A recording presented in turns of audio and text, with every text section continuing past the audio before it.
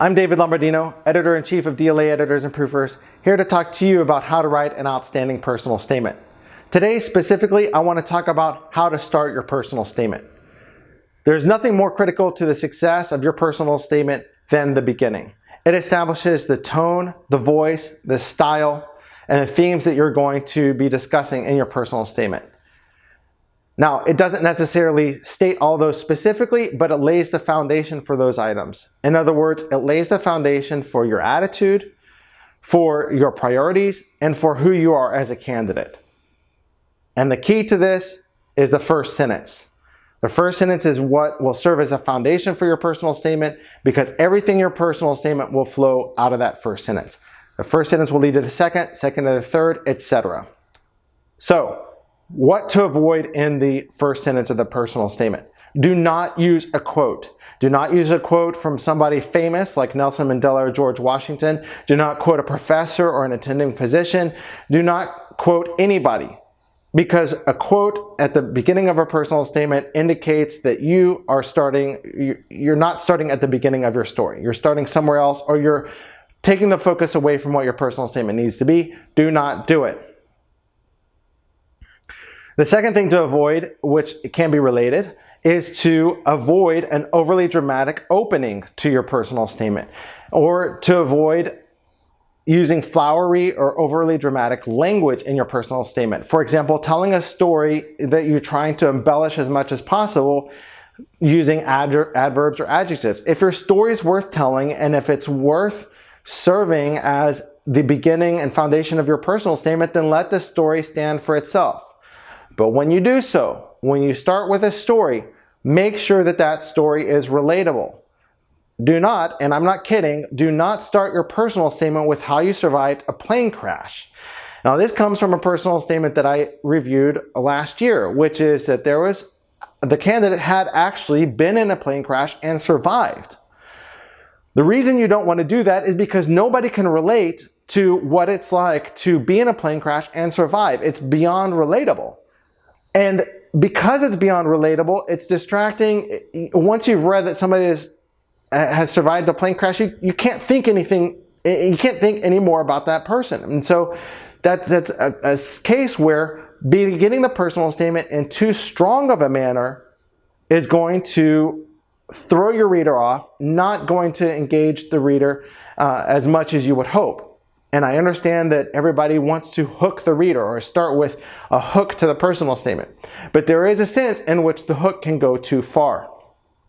So definitely make sure that you avoid that.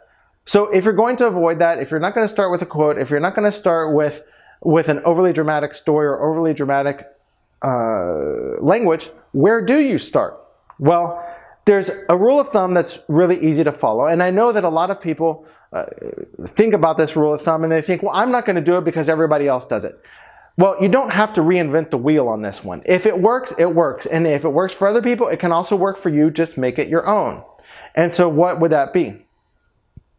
First of all, don't think it doesn't matter why you have an interest in the field or in a career in the field that you're applying for.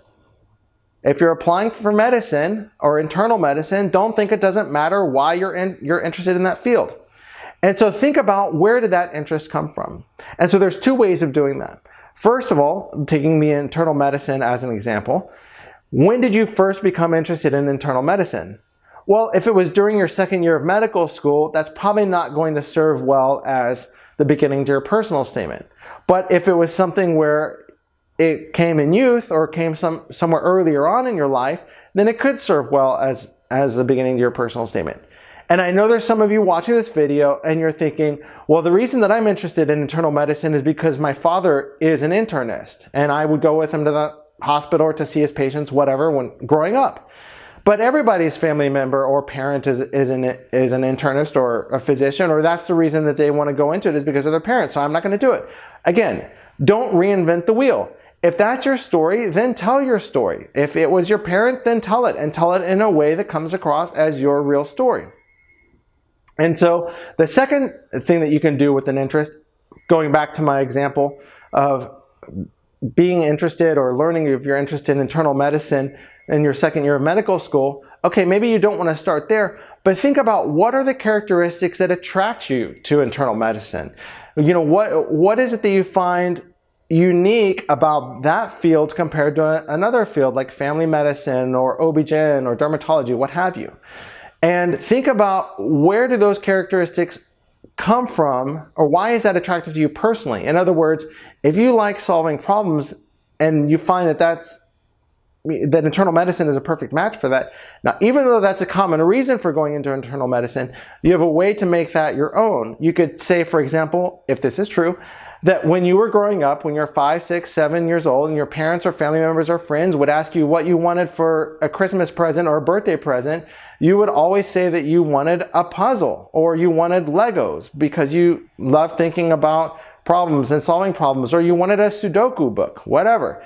That's a way to make that story that would otherwise be cliche your own. And so that's the main point of what I want to present to you, which is that whatever your story is, have confidence in it. Tell your story. Don't bring in a quote where you start talking about somebody else's story or putting the focus on somebody else. Keep the focus on you. And that will give you not only a great start to your personal statement, but an engaging personal statement all the way through. We offer a full range of personal statement services from proofreading to revision and critique to consultation. Come check us out at www.dlaeditors.com.